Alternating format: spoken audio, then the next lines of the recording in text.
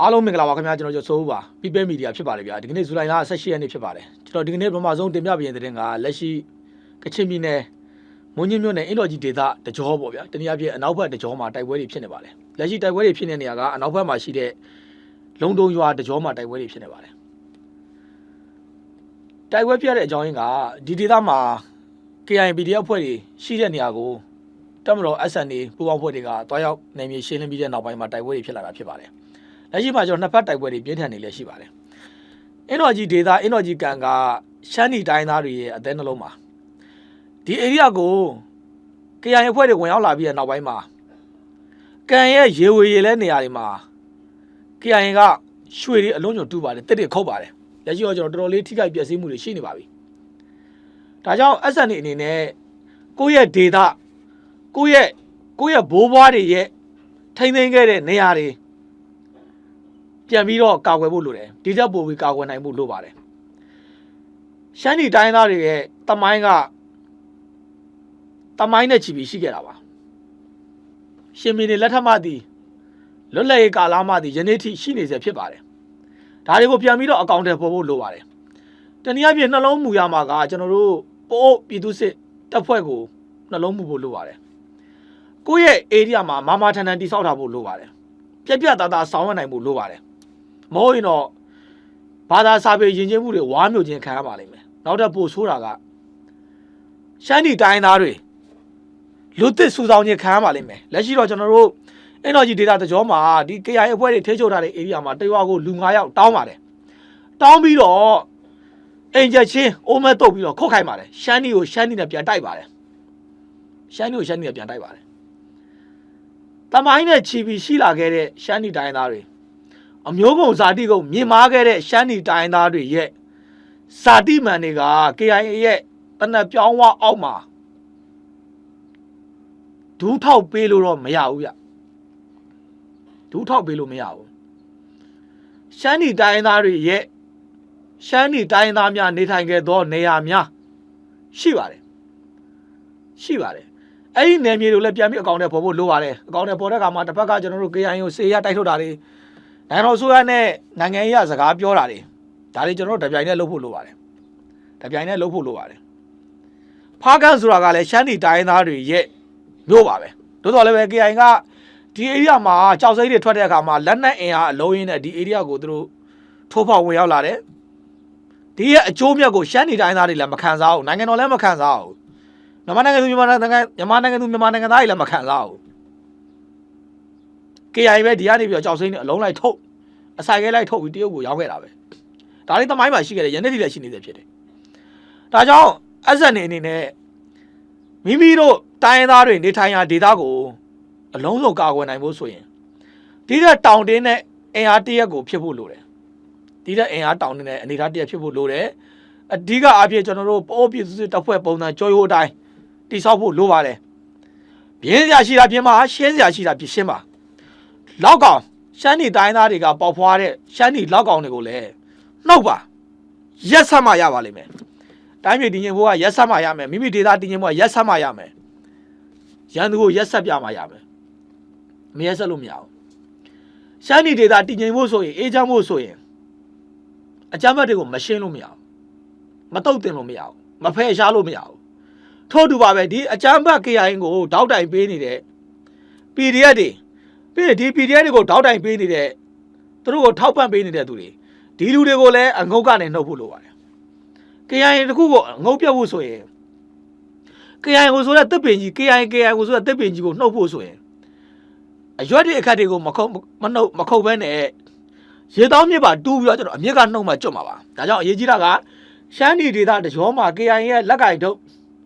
်တွေဖြစ်တဲ့မျိုးမစစ်တွေကိုလည်းရှင်းဖို့လိုတယ်အရေးယူဖို့လိုပါတယ်လက်ရှိမှာတော့ကျွန်တော်တို့အင်တော်ကြီးဒေတာနောက်ဘက်လုံတုံကျေးဝါတကြောမှာတော့တိုက်ပွဲတွေဖြစ်နေပါတယ်အဲ့တော့တိုက်ပွဲရဲ့သဘောတဘာဝကတော့ကိုယ့်ဘက်ကပေးဆက်တာလည်းရှိပါလိမ့်မယ်ပေးဆက်လိုက်ရတဲ့ရှမ်းနီတိုင်းသားတွေရှမ်းနီလူငယ်တွေကဒါဒီဒေသမှာရှိတဲ့ရှမ်းနီတစ်မျိုးသားလုံးအတွက်ပေးဆက်ခြင်းဖြစ်တယ်နိုင်ငံတော်အတွက်ပေးဆက်ခြင်းဖြစ်ပါတယ်မြင်းမြတ်စွာပေးဆက်ခြင်းဖြစ်ပါတယ်ဒါကြောင့်ရှမ်းနီလူငယ်တွေအနေနဲ့တုတ်စရာတုတ်ရှိတာတုတ်ပါအခြားစရာရှိတာခြားပါမဟုတ်ရင်ခင်ဗျားတို့ရှမ်းနီဒေသကခရစ်ယာန်ဘာသာဖြစ်သွားပါလိမ့်မယ် ခရီးယန်ဘာသာဖြစ်သွားပါလိမ့်မယ်နောက်ဆုံးများခင်ဗျားတို့ဒီတိုင်းနေမယ်ဆိုရင်ရှမ်းနီဒေသတကြောမှာဂျိမ်းဘောဘာသာတွေနဲ့ခင်ဗျားတို့ကိုယ်တိုင်စာသင်နေရပါလိမ့်မယ်တိတ်ကိုအနေကြီးပါတယ်2021နောက်ပိုင်းမှာရှမ်းနီတိုင်းသားတွေရဲ့ဘာသာစာပေယဉ်ကျေးမှုခေါင်းဆောင်တွေများစွာဖန်ဆီးခြင်းခံရတယ်တပ်ဖြတ်ခြင်းခံရတယ်ကိုကျင်းကိုတူးပြီးတော့တပ်ဖြတ်ခြင်းခံရတယ်ဘယ်လောက်ရင်နာဖို့ကောင်းသလဲကျွန်တော်တို့ရင်ပတ်ချင်းတူပါတယ်ရှမ်းနီတိုင်းသားတွေနဲ့ကျွန်တော်တို့ရင်ပတ်ချင်းတူပါတယ်ကျွန်တော်တို့အတူတူသွားပါမယ်ဒီကောင်းလေးကျွန်တော်ရှင်းပါမယ်ဒီအငုတ်တွေကျွန်တော်နှုတ်ပါမယ်နှုတ်တဲ့အခါမှာအမြင့်ကလည်းနှုတ်ပါမယ်လုံးဆရာကြီးကလုံးပါပြင်းဆရာကြီးကပြင်းပါတနည်းအားဖြင့်ရှမ်းနီတိုင်းသားတွေအနေနဲ့ကျွန်တော်တို့ပိုးပြည်သူစစ်တပ်ဖွဲ့ရဲ့ကြောရုပ်ကိုယူဖို့လိုပါတယ်လက်ရှိကပြပိုးဒေသမှာဘယ်ကောင်မှအမိတော့မလုပ်ရဘူးဒီလိုလုပ်ဖို့လိုပါတယ်ဒီလိုလုပ်တဲ့အခါမှာခေါင်းဆောင်ပိုင်းတွေကလည်းကိုကျိုးလျှော့ဖို့လိုပါတယ်ကိုကျိုးလျှော့ဖို့လိုတယ်ရရှိလာတဲ့ပတ်စံတွေကိုကျွန်တော်တပ်ဖွဲ့ထဲမှာအသုံးပြုဖို့လိုပါတယ်ဒီကကိုကျိုးကိုလျှော့ချမယ်ဆိုရင်တော့ကျွန်တော်တို့ပိုပြီးခီးရောက်ပါတယ်နောက်ထပ်သင်ဖို့ဆက်ပြီးတင်ပြပေးချင်ပါတယ်ဒါကတော့အိန္ဒိယဘိုးအစိုးရကနေပြီးတော့ပြည်ပရန်ပုံငွေတွေကိုပိတ်ပင်မဲ့ဥပဒေချမ်းကိုဥပဒေချမ်းကျွန်တော်တို့စပြီးတော့စောင်းနေပါပြီဒါနဲ့ပတ်သက်ပြီးတော့အိန္ဒိယမြန်မာနယ်စပ်မီဇိုရမ်ပြည်နယ်မှာဒီဥပဒေချမ်းနဲ့ပတ်သက်ပြီးတော့ဆန္ဒပြမဲ့နေတာတွေရှိပါတယ်ဒါနဲ့ပတ်သက်ပြီးတော့ဒါအိန္ဒိယမီဒီယာတွေမှာလည်းဖော်ပြနေတာတွေ့ရပါတယ်ဒါကျွန်တော်တို့တနည်းအားဖြင့်ကျွန်တော်တို့ဟိုနိုင်ငံခြားရဲ့အကူအညီဆိုတာက2မျိုးရှိပါတယ်နံပါတ်1ကအစိုးရချင်းချင်းချိတ်ပြီးတော့လှူတဲ့အလူငွေရှိပါတယ်ပြည်တော်မှာရှိတဲ့ကျွန်တော်တို့အရပ်ဘက်အဖွဲ့တွေကအစိုးရကိုတိုက်ရိုက်ချိတ်ပြီးလှူဒန်းတာရှိပါတယ်အဲ့ဒီကငွေကြေးကိုအစိုးရကစီမံခန့်ခွဲတယ်လိုအပ်တဲ့နေရာကိုအစိုးရကနေပံ့ပိုးတယ်ဒီလိုစနစ်နဲ့သွားပါတယ်ဒုတိယတနည်းကတော့အစိုးရစီကိုမသွားဘဲနဲ့ဒီပြည်တော်မှာရှိတဲ့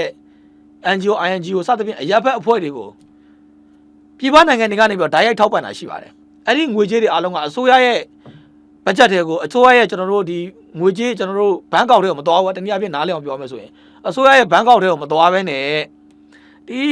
NGO INGO ရဲ့ဘဏ်ကောက်တွေတိုက်ရိုက်ဖြတ်တယ်ပါတယ်နှမျိုးရှိပါတယ်ပြည်ပထောက်ပံ့ဆိုတဲ့နေရာမှာပြည်ပနိုင်ငံတွေကနေပြီးတော့အစိုးရကိုတိုက်ရိုက်ထောက်ပံ့တဲ့အထောက်ပံ့ရှိတယ်ပြည်တွင်းမှာရှိတဲ့ကျွန်တော်တို့လူကိုရင်လှုပ်ရှားသူတောင်သူလယ်သမားအရေးအလုပ်သမားအရေးတောင်ရေးမြောက်ရေးဟိုရေးဒီရေးအဲ့ဒီအုပ်စုကိုလူရန်တဲ့အုပ်စုတအုပ်စုရှိပါတယ်ပြည်ပထောက်ပံ့ကိုလက်ခံတဲ့နိုင်ငံတွေကတနည်းအားဖြင့်အစိုးရကိုမဖြတ်တမ်းမဲ့နဲ့တွဲသူကျွန်တော်တို့အခြားသောတီးခြား NGO INGO တွေတိုက်ရိုက်ထောက်ပံ့မှုတွေရှိတဲ့နိုင်ငံတွေမှာကျွန်တော်တည်ငြိမ်မှုအားနည်းပါတယ်မတည်မငြိမ်ဖြစ်ပါတယ်တရုတ်နိုင်ငံမှာတော့ဒီလိုမျိုးပံ့ပိုးမှုတွေကိုလုံးဝလက်မခံပါဘူးတရုတ်ကတော့ရှင်းပါတယ်လုံးဝလှူဒန်းခွင့်မပေးပါဘူးပံ့ပိုးခွင့်မပေးပါဘူးဘာကြောင့်လဲဆိုတော့သူတို့ရဲ့နိုင်ငံရေးစနစ်သူတို့ရဲ့တိစောက်ထားတဲ့လူအဖွဲ့အစည်းကိုတွားပြီးထိခိုက်မှာဆိုလို့ပါအခြားသောကျွန်တော်တို့နိုင်ငံတွေမှာလည်းထိုးနည်းကိုလက်မခံပါဘူးကျွန်တော်တို့မြန်မာနိုင်ငံမှာဒီ NGO INGO တွေကပြီးခဲ့တဲ့ဦးသိန်းစိန်အစိုးရလက်ထက်ကျွန်တော်2012နောက်ပိုင်းမှာစပြီးတော့ဒီအဖွဲ့တွေလှုပ်ရှားလာနိုင်တယ်အဲ့ချိန်တော့ဒါကြောင့်သမ္မတကြီးဦးသိန်းစိန်ကကျွန်တော်တို့ဒီပြည်ပကိုရောက်နေတဲ့လူတွေကိုပြောခေါ်တယ်ပေါ့ဗျာဒီလူတွေနဲ့အတူကပ်ပါလာတာကကျွန်တော်တို့ဒီ NGO INGO တွေကပ်ပါလာတယ်သူတို့ကဒီပြည်တွင်းရောက်လာတဲ့ခါမှာNGO INGO တွေတည်ထောင်ကြတယ်အဲ့မှာကျွန်တော်အလုပ်သမားအရေးလယ်သမားအရေးအပြင်ကျွန်တော်တို့ယူကဝဲဆိုင်ရာစတဲ့ခေါင်းစဉ်အောက်ကနေပြီးတော့သူတို့လှုပ်ရှားကြပါတယ်အဲ့ဒီငွေကြေးတွေကပြည်ပကနေပြီးတော့အဲ့ဒီအဖွဲ့တွေကိုဓာတ်ရိုက်ထောက်ပံ့တာပါနိုင်ငံတော်ဓာတ်ရိုက်ထောက်ပံ့တာမဟုတ်ပါဘူးလက်ရှိကျွန်တော်တို့ကိုရီးယားမြန်မာချစ်ကြည်ရေးတိစောက်တဲ့တရားပေါ့ဗျာဒီတရားတွေဆိုဒါကကျွန်တော်တို့ G2G ထောက်ပံ့တဲ့သဘောပါဂျပန်ဆိုလဲ G2G ပါထုံနည်းတူပါအဲ့တော့ဒီရခိုင်ကကျွန်တော်တို့88တို့အောင်မျိုးမင်းတို့ပေါ့ဗျာအဲ့ဒီအဖွဲ့တွေဆိုရင်တော့ဒါအစိုးရကနေတဆင့်သွားတာမဟုတ်ပါဘူးသူတို့ရဲ့ဘဏ်ကောက်ကနေတဆင့်သွားတာပါအဲ့ဒါတွေကတကယ်ကိုပြဿနာရှိပါတယ်ဒါကြောင့်အိန္ဒိယအစိုးရကဒီပြည်ပရန်ပုံငွေတွေကိုပိတ်ပင်မဲ့ဥပဒေချမ်းကိုကျွန်တော်စပြီးလှုပ်လာပါပြီလှုပ်လာတဲ့အခါမှာဒီရဲ့တရားမှုကမီဇိုရမ်ပြည်နယ်မှာရှိတဲ့ခရစ်ယာန်ဘာသာဝင်တွေကိုများစွာထိခိုက်မှာဖြစ်ပါတယ်အိန္ဒိယအစိုးရရဲ့လက်ခံယုံကြည်မှုကလည်းဒီပြည်ပထောက်ပံ့တွေကြောင့်ဒီမီဇိုရမ်ပြည်နယ်မှာမတည်မငြိမ်မှုတွေဖြစ်တယ်ပြီးကျွန်တော်တို့ဒီချင်းပြည်နယ်မတည်မငြိမ်မှုတွေဖြစ်တယ်ဆိုပြီးတော့ကျွန်တော်တို့ဒီလိုမျိုးယူဆလာပါတယ်ဒီမီဇိုရမ်ပြည်နယ်မှာရှိတဲ့ခရစ်ယာန်အသားဝိုင်းကဒီချင်းပြည်နယ်မှာရှိတဲ့ကျွန်တော်တို့ခရစ်ယာန်အသားဝိုင်းကိုထောက်ပံ့ပါတယ်ထောက်ပံ့တာကလူမှုရေးခေါင်းစဉ်အောက်ကလည်းထောက်ပံ့ပါတယ်သို့တော်လည်းပဲဒါကလူကြားကောင်းအောင်လူမှုရေးလို့ပဲပြောတာပါဒီရဲ့ပုံစံပြောင်းတာကကျွန်တော်လက်နက်ဖြစ်ပုံစံပြောင်းပါတယ်ဒီလိုချင်းနေပါဒါတွေကကျွန်တော်ကရားပြည်နယ်မှာလည်းထုံနီးသူဖြစ်ခဲ့ပါတယ်ကင်းပြည်နယ်မှာလည်းထုံနီးသူဖြစ်ခဲ့ပါတယ်ထောက်ပံ့တဲ့ခေါင်းစဉ်ကတော့ကျွန်တော်တို့လူမှုဘဝဖွံ့ဖြိုးတိုးတက်ရေးစတဲ့ပေါ့ဗျာဒီခေါင်းစဉ်တွေနဲ့ထောက်ပံ့တာပါသို့တော်လည်းပဲတကယ်ကကျွန်တော်တို့လက်နက်ခဲယမ်းတွေဖြစ်ပဲပုံစံပြောင်းသွားတာပါထို့ကြောင့်ပဲဒီလိုမျိုးပြည်ပအထောက်ပံ့တွေအကြောင်းပဲကျွန်တော်တို့ဒီချင်းပြည်နယ်မှာမတည်မငြိမ်မှုတွေဖြစ်တယ်မတည်မငြိမ်မှုတွေဖြစ်လာတဲ့နောက်ပိုင်းမှာကျွန်တော်စေးပရိပကတွေဖြစ်လာတယ်စေးပရိပကတွေဖြစ်လာတဲ့နောက်ပိုင်းမှာတိုက်ပွဲတွေကြောင့်ချင်းပြည်နယ်မှာရှိတဲ့ ဒေသခံတွေကကျွန်တော်တို့မီဆိုရန်ပြည်နယ်ဘက်ကိုသွားပြီးခိုးလို့ရပါတယ်အကျိုးဆက်ကအဲ့ဒါပါပဲအကျိုးဆက်ကအဲ့ဒါပါပဲအဲ့ဒါကြောင့်အဓိကတော့ကျွန်တော်တို့နှစ်နိုင်ငံနယ်စပ်တည်ငြိမ်ရေးအတွက်အိန္ဒိယဘို့အစိုးရကတော့ပြည်ပရန်ပုံငွေပိတ်ပင်မဲ့ဥပဒေကြမ်းကိုကျွန်တော်တို့စပြီးတော့ဆောင်ရွက်နေပါပြီဒါနဲ့ပတ်သက်ပြီးတော့ဇူလိုင်လ22ရက်နေ့မွန်းလွဲ12နာရီမှာအိန္ဒိယနိုင်ငံမီဆိုရန်ပြည်နယ်မှာကျွန်တော်တို့ဆန္ဒပြမှုတွေလုပ်မှာဖြစ်ပါတယ်ဒီဆန္ဒပြမှုမှာတော့မီဆိုရန်ပြည်နယ်မှာရှိတဲ့ခရီးရန်အဖွဲ့အစည်းတွေနဲ့အရပ်ဘက်အဖွဲ့အစည်းတွေဆန္ဒပြကြမယ်လို့တော့သတင်းတွေမှာတွေ့ရပါတယ်ဒီနေ့ပြန်လျှောက်ချင်တာကကျွန်တော်တို့နိုင်ငံတကာထောက်ပံ့ဆိုတဲ့နေရာမှာ2မျိုးရှိပါတယ်တစ်မျိုးကအခြားသောနိုင်ငံတကာအခြားသောကျွန်တော်တို့ပြည်ပအစိုးရကနေပြီးတော့ကျွန်တော်တို့ဒီနိုင်ငံတော်အစိုးရကိုတိုက်ရိုက်ထောက်ပံ့တာပါအဲ့ဒီကနေပြီးတော့ဥပမာအဖြစ်ကျွန်တော်တို့ဂျပန်အစိုးရတွေကမြန်မာအစိုးရကိုထောက်ပံ့တဲ့အခါမှာကျွန်တော်တို့လမ်းတွေလုပ်ပေးပါတရားတွေလုပ်ပေးပါဗျာစားတဲ့ဟာဆိုရင်ကျွန်တော်တို့လမ်းတရားတွေပဲသွားပါတယ်ဒါတော့ကျွန်တော်အစိုးရကြီးချိတ်တာပါပညာရေးဘက်ကိုထောက်ပံ့ပါဆိုကျွန်တော်ပညာရေးဘက်ကိုသွားပါတယ်ကျန်းမာရေးဆိုကျန်းမာရေးဘက်ကိုသွားပါတယ်တိုးတော်လည်းပဲဒါကပြဿနာမရှိပါဘူးပြဿနာရှိတာကကျွန်တော်တို့အရပ်ဘက်အဖွဲ့တွေကိုပံ့ပိုးခြင်းကပြဿနာရှိပါတယ်အရပ်ဘက်အဖွဲ့တွေကိုအရပ်ဘက်နိုင်ငံတကာကနေပြီးတော့ကျွန်တော်မြန်မာနိုင်ငံမှာရှိတဲ့အရပ်ဘက်အဖွဲ့ပေါ့ဗျာဒီအမိကန်တွေကိုပံ့ပိုးတဲ့ငွေတွေကအဲ့ဒီနိုင်ငံကတည်ငြိမ်မှုထက်မတည်မငြိမ်ဖြစ်တဲ့နေရာကိုပဲဥတည်ပါတယ်ဒါတွေကကျွန်တော်တို့ဖြစ်ခဲ့ပါပြီဦးသိန်းစိန်လက်ထက်မှာစားခဲ့တဲ့ဒေါအောင်ဆန်းစုကြည်လက်ထက်မှာပိုဆိုးလာခဲ့ပါတယ်အဲ့မှာခင်ဗျားတို့ရွေးကောက်ပွဲအကောင်းစဉ်မဲပေးတဲ့ခေါင်းစဉ်အောက်ကနေပြီးတော့ကျွန်တော်တို့စင်ပွားတွေနဲ့သူတို့တွေမဲရရှိပြီးတော့လုပ်ခဲ့ပါတယ်ပြီးရင်သူတို့လူအုပ်စုတွေတိဆောက်ပါတယ်ဒီဆောက်ပြီးတဲ့နောက်ပိုင်းမှာလက်ရှိဒီကနေ့လန်နက်ကိုင်ပြိပကရဲ့ဈေးမြက်ကအဲ့ဒီကနေစခဲ့တာပါဒါကြောင့်ကျွန်တော်အိန္ဒိယအစိုးရကတော့လက်ရှိမှာပြည်ပရန်ပုံငွေထောက်ပံ့မဲ့ဥပဒေကြမ်းကိုစပြီးတော့ဆောင်နေပါပြီဒီဥပဒေကြမ်းအတည်ဖြစ်လာပြီဆိုရင်တော့ကျွန်တော်တို့ဒီပြည်ပကနေပြီးတော့ထောက်ပံ့တဲ့ငွေကြေးတွေပေါ့ဗျာငွေကြေးတွေကကျွန်တော်တို့ရက်ဆိုင်တော့ကျွန်တော်တို့အိန္ဒိယမြန်မာနယ်စပ်ချင်းမြင့်တဲ့တကြောပေါ့ဗျာကလေးတမှုချင်းမြင့်တဲ့တကြောကျွန်တော်တို့တမှုထိပါတာပေါ့အဲ့ဒီတကြောလုံးပေါ့အဲ့ဒီတကြောလုံးကတော့ကျွန်တော်တို့ငြိမ်သက်မှုတွေဖြစ်လာနိုင်မှာဖြစ်ပါတယ်ဘယ်လိုပဲဖြစ်ပြကျွန်တော်ပြည်ပနိုင်ငံတွေကသူတို့ငွေကြေးတွေပေးတဲ့အခါမှာသူတို့ရဲ့အကျိုးစီးပွားကြောင့်ပဲပေးတာပါသူတို့ပုံဖော်ခြင်းနဲ့နိုင်ငံရေးပုံစံသူတို့ပုံဖော်ခြင်းနဲ့လူမှုအဖွဲ့အစည်းပုံစံကိုငွေပေးပြီးတော့ပုံဖော်ခိုင်းတာပါတိတ်ကိုအန်ရကြီးပါတယ်တိတ်ကိုပြဿနာရှိပါတယ်အဲ့ဒါကကျွန်တော်တို့လူဖွဲ့စည်းမှာမညီမညွတ်မှုတွေပြိပကတွေပိုကြီးမားလာတာဖြစ်ပါတယ်ဒါကြောင့်ကျွန်တော်တို့ဒီ NGO နဲ့ပတ်သက်ရင်လည်းစစ်စစ်ဖို့လိုတယ်သူတို့ရဲ့ငွေကြေးစစ်စစ်မှုတွေကိုလည်းစစ်စစ်ဖို့လိုပါတယ်နောက်ထပ်သင်ဖို့ဆက်ပြီးတင်ပြပေးချင်ပါတယ်ဒါကတော့စစ်လိုလာတဲ့ကျွန်တော်တို့ဘောကျော်ဟဲကတော့ KNL ရဲ့စီဦးတီးချုပ်ဖြစ်လာပြီဖြစ်ပါတယ်ဘောကျော်ဟဲကတပ်မ9ရဲ့ခေါင်းဆောင်ပါ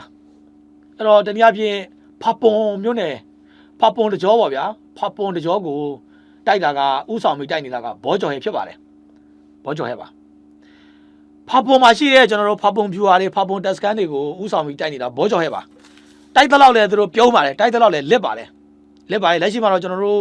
့ဒီဖပွန်တကြောမှာတော့ကျွန်တော်တို့သူတို့ရဲ့ဒီလိုအပ်တဲ့တိုက်ခိုက်ရင်အင်အားတွေအတွက်သူတို့ရဲ့ဒီကင်မီနဲ့တကွဲမှာသူတို့ဆွဲထုတ်လို့မရတဲ့အခါမှာလက်ရှိမှာကြောက်ကြီးတို့မုံတို့အဲ့ဒီတကြောမှာရှိတဲ့ PDF တွေပြီးကျွန်တော်တို့တာယာဝတီစတဲ့ဗမာ PDF တွေပါသူတို့ဆွဲသွင်းပြီးတော့ဖပွန်ဘက်ကိုသူတို့ခြိတက်နေပါတယ်တက်နေပါတယ်အဓိကကတော့ကျွန်တော်တို့ဖပွန်ကိုဆက်ပြီးတော့သူတို့အင်အားဖြည့်တိုက်ဖို့ပါပဲလက်ရှိတော့တပ်မတော်ကတော့ကျွန်တော်တို့ရတဲ့သတင်းအချက်လက်တွေပုံမူတည်ပြီးတော့ကျွန်တော်တို့တောက်လျှောက်လေချောင်းကျွန်တော်ဘုံကျမှုတွေတောက်လျှောက်လုပ်ပါတယ်အုပ်လိုက်တိုက်ခိုက်ဖိုက်တာတွေအုပ်လိုက်ပြန်ပြီးတော့တိုက်ခိုက်ရှင်းလင်းမှုတွေတောက်လျှောက်လုပ်နေပါတယ်ပြည်သူလူထုကလည်းဒီချိန်နဲ့ပတ်သက်ပြီးတော့ကျွန်တော်တို့တပ်မတော်တန်းပုံစံမျိုးစုံနဲ့သတင်းပေးပါတယ်အဲ့တော့ဖောက်ပုံကိုဘယ်လိုပဲတိုက်မရတာကဘောကျော်ဟဲပါအဲ့တော့ဘောကျော်ဟဲကတော့လက်ရှိမှာတော့ကျွန်တော်တို့ KNL ရဲ့စေဦးစီးချုပ်ဖြစ်လာပြီဖြစ်ပါတယ်လက်ရှိမှာဘောကျော်ဟဲကကျွန်တော်တို့အသက်က62နှစ်ရှိလာပြီဖြစ်ပါတယ်ရခင်က KNL စေဦးစီးချုပ်ဖြစ်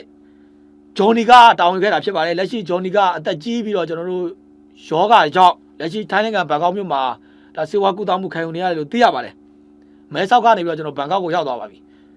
ဂျော်နီကတော့တော်တော်လေးကျမ်းမာရေးဆိုးဝါးနေလို့သိရပါတယ်ဘောကျော်ရဲ့နေရာပေါ့ဗျာဒုစီဦးစီးချုပ်နေရာကိုတော့တပ်မ3ပေါ့ဗျာတပ်မမူဆော်လစ်တော်ကတော့ဖြစ်လာတယ်လို့သိရပါတယ်အဲ့တော့ဘောကျော်ဟဲကသူကျုံးသွားခဲ့တာတခုရှိပါတယ်အဲ့ဒါကတော့အာနာရှင်ချုပ်ငြိမ်းပေါ့ဗျာ2026မှာအာနာရှင်စနစ်ချုပ်ငြိမ်းရမယ်ဆိုပြီးတော့သူကြွေးကြော်ခဲ့ပါတယ်ဘောကျော်ရဲ့ကြွေးကြော်ခဲ့တာပါ2026ခုနှစ်မှာအာနာရှင်စနစ်ချုပ်ငြိမ်းရမယ်တနည်းအားဖြင့်ဗျာဆိုလိုရတော့ဗျာစစ်တပ်ပြုတ်ကြရမယ်ဗျာစစ်တပ်ပြုတ်ကြရမယ်နေပြော်စီသူတို့တက်ပြီးသိမ်းမယ်ပေါ့ဗျာဒီသဘောပေါ့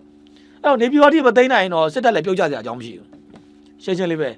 င်ဗျာဒီအပွဲတွေအော်နေနယ်ဇက်ကနဲ့အော်နေတာအရက်လေးတောက်လိုက်အော်လိုက်ဟိုကထိုင်းလေးသွားလိုက်ကေလေးသွားယူလိုက်အော်လိုက်ဟာပီဝါတာလေးကက်လိုက်အော်လိုက်နေဒီပဲအော်နေတာဗျအဲ့တော့ဘောကျော်ဟဲကတော့ကျွန်တော်တို့2026မှာ အာနာရှင်စနစ်ခြုံငိမ့်ရမယ်ဆိုတော့ကြွကြော်ပါတယ်အဲ့တော့ဘောကြော်ဟဲပဲခြုံငိမ့်မလားသူပြောသလိုပဲခြုံငိမ့်မလားဆက်ကြည့်ရတော့ဗောဗျာအဲ့တော့လက်ရှိတော့ကင်မီနယ်ရဲ့အခြေအနေနဲ့ပတ်သက်ရင်တပ်မတော်ကအာရှလမ်းမကြီးကိုဖွင့်နိုင်သွားပြီမောတော်ကိုဖွင့်နိုင်သွားပြီလက်ရှိမှာကျွန်တော်တို့မြောက်ဒီရဲ့တောင်ဘက်ဧရိယာတကြောကိုထိုးစစ်ဆင်းနေပါတယ်ဘောကြော်ဟဲပဲပြုတ်မလား2026မှာဘောကြော်ဟဲပဲပြုတ်မလားဘယ်သူပြုတ်မလဲဗောဗျာဆက်ကြည့်ရတော့ဗောအဲ့တော့ကျွန်တော်မေးချင်တာကဘောကြော်ဟဲကိုကျွန်တော်မေးချင်တာက2026မှာစစ်တပ်မပြုတ်ရင်ခင်ဗျာကိုမေးကိုတနတ်ထောက်ပြီးတော့မောင်းဆွဲပြီးကိုပြစ်ရဲလားလို့ကျွန်တော်မေးချင်ပါတယ်ဘောကြော်ဟဲကျွန်တော်မေးချင်တာခင်ဗျာပြောခဲ့ပါတယ်ကိုစကားကိုတောင်းယူဖို့လိုပါတယ်ခင်ဗျားက KNL ရဲ့စီဦးစီးချုပ်ဖြစ်တဲ့အခါမှာခင်ဗျားကြွကြော်ခဲ့တာက2026မှာစစ်အာဏာရှင်ခြုံငင်းရမယ်ဆိုပြီးတော့ခင်ဗျားကြွကြော်ခဲ့ပါတယ်အဲ့တော့ခင်ဗျားနေပြည်တော်ထိရောက်မလာဘူးဆိုရင်ခင်ဗျားခါးကြားမှာထိုးထားတဲ့ PS 2ကခင်ဗျားမေးရနေပြီးတော့ခင်ဗျားမောင်းဖြုတ်ရဲလားလို့ကျွန်တော်မေးချင်ပါတယ်ကိုစကားကိုတီခင်ဗျားဖြုတ်ရဲလားလို့မေးချင်ပါတယ်တော့လက်ရှိမှာတော့ကျွန်တော်တို့စစ်လိုလာတဲ့ဘောကြော်ရဲကတော့ KNL ရဲ့စီဦးစီးချုပ်ဖြစ်လာပါပြီတနည်းအားဖြင့်ကင်မီနယ်မှာတော့ကျွန်တော်တိုက်ပွဲတွေကဆက်ပြီးတော့ရှိလာမယ့်အနေအထားတွေပါနောက်ထပ်သင်ဖို့ဆက်ပြီးတင်ပြပေးချင်ပါတယ်ဒါကတော့ရုရှားမြန်မာကြီးတက်200ကြာစူပေါင်းလေ့ကျင့်ခန်းကို12ရက်ကြာနေပြည်တော်မှာကျင်းပပြုလုပ်ခဲ့ပါတယ်ရုရှားတပ်မတော်ရဲ့ကြီးတက်နဲ့မြန်မာတပ်မတော်ရဲ့ကြီးတက်နှစ်တပ်ပေါင်းပြီးတော့စေရေးလေ့ကျင့်မှုတွေပြုလုပ်ခဲ့တာဖြစ်ပါတယ်လက်ရှိမှာကျွန်တော်မြန်မာတပ်မတော်ကစစ်ဘက်ဆိုင်ရာပူးပေါင်းဆောင်ရွက်မှုတွေကမြန်မာတပ်မတော်တို့လိုအပ်တဲ့ကျွန်တော်စစ်ဘက်ဆိုင်ရာစစ်ဘက်ကဏ္ဍမှာလိုအပ်တဲ့ပစ္စည်းတွေဝယ်ယူတာကနံပါတ်1ရုရှားတရုတ်ဘယ်လာရုစ်အီရန်ယူကရိန်းပြီးတော့အခြားသောနိုင်ငံတွေလည်းရှိပါလိမ့်မယ်အခြားသောနိုင်ငံတွေရှိသေးတယ်ပြီးရင်ကျွန်တော်တို့ဒီဥရောပနိုင်ငံတွေကလည်းကျွန်တော်တို့ဝယ်ပါတယ်တပ်မတော်ကကျွန်တော်တို့အခြားသောပြည်ပနိုင်ငံတွေကနေပြီးတော့ကျွန်တော်နီးပညာရယူပြီးတော့လိုင်စင်ရယူပြီးတော့ပြည်တွင်းမှာထုတ်လုပ်တာတွေရှိပါတယ်လိုအပ်တဲ့ကျွန်တော်တို့ဒါတိုက်ခိုက်ရေးဖိုက်တာတွေရဲရင်တွေကိုကျွန်တော်တို့အဓိကတော့ရုရှားဘက်ကနေပြီးတော့ရုရှားနိုင်ငံကနေပြီးတော့ဝယ်ယူပါတယ်ပြီးတော့ကျွန်တော်တို့လိုအပ်တဲ့နေပညာထောက်ကူပြုပစ္စည်းတွေကတော့ကျွန်တော်တို့ရုရှားတရုတ်စတဲ့နိုင်ငံတွေကနေဝယ်ယူပါတယ်ဒီနေ့မှာကျွန်တော်တင်ပြဖို့ကြံခဲ့တာကအိန္ဒိယနိုင်ငံဘက်ကလည်းဝယ်ယူပါတယ်မြန်မာနိုင်ငံကတော့အဓိကနိုင်ငံတော်ကာကွယ်ရေးအတွက်လိုအပ်တဲ့စစ်ဘက်ဆိုင်ရာပစ္စည်းတွေကိုရုရှားတရုတ်အိန္ဒိယဘယ်လာရုစ်ပြီးကျွန်တော်တို့ယူကရိန်းအီရန်ရှိပါသေးတယ်အခြားသောဒီနိုင်ငံတွေကနေပြီးတော့ကျွန်တော်တို့အဓိကဝယ်ယူပါတယ်ပြည်တွင်းမှာလည်းထုတ်လုပ်ပါတယ်ဒါကျွန်တော်တို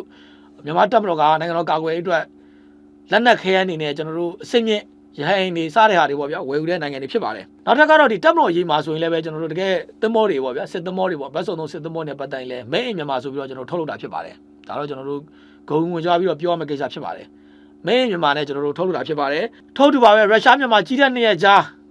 ပူပေါင်းစစ်ရေးလေ့ကျင့်မှုကိုတော့ဇူလိုင်လ6ရက်နေ့ကနေပြီးတော့12ရက်နေ့ထိနေပြီးတော့ကောင်စီနယ်မြေဩရတီတီမြို့နယ်မှာရှိတဲ့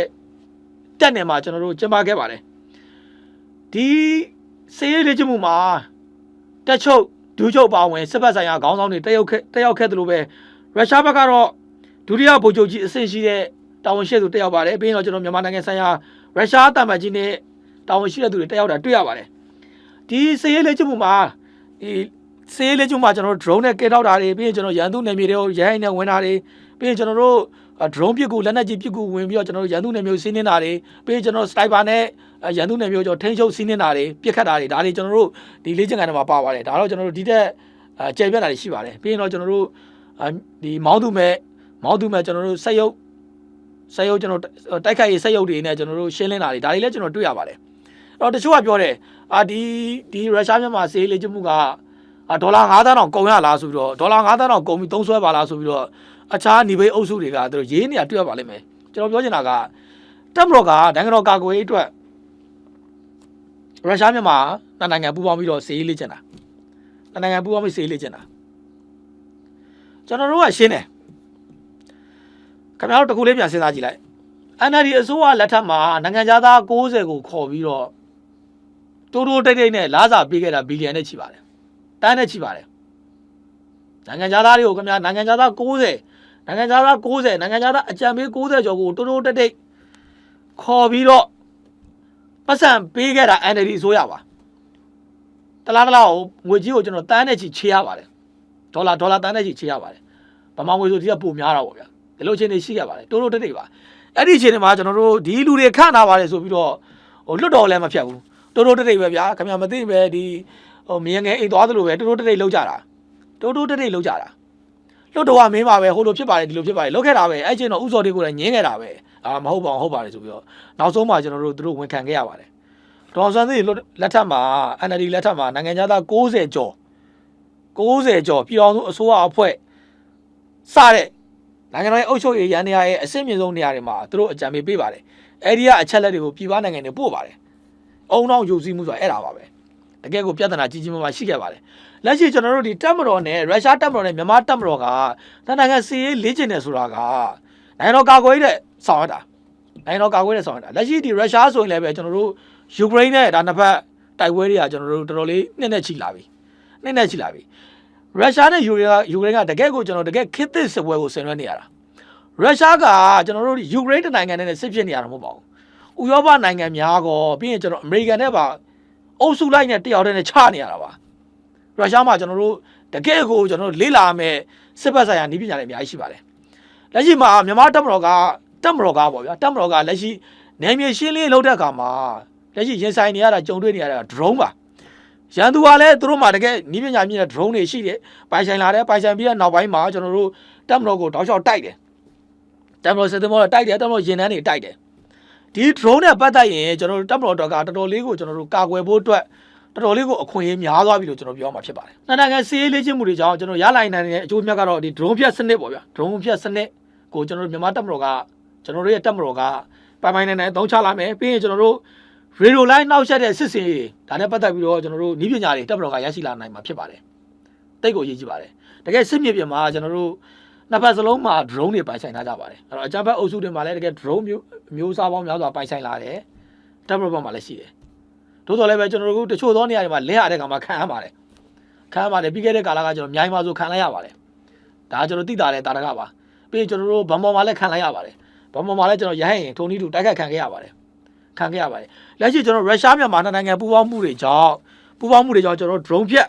နည်းပညာတွေပြီးရင်ကျွန်တော် radio line နှောက်ယှက်တဲ့စစ်စင်ရေးတွေဒါနဲ့ပတ်သက်တဲ့နည်းပညာတွေများစွာရရှိမှာဖြစ်ပါတယ်အဲ့တော့စောင့်ကြည့်ပါကျွန်တော်နိုင်ငံရဲ့ကာကွယ်ရေးအတွက်များစွာအကျိုးပြုနိုင်တဲ့နိုင်ငံပူးပေါင်းစစ်ရေးလေ့ကျင့်မှုတွေဖြစ်ပါတယ်အဲ့တော့ဒီနေ့ပြန်ချုပ်ချင်တာကအကြမ်းဖက်အုပ်စုတွေကပြောနေကြတာ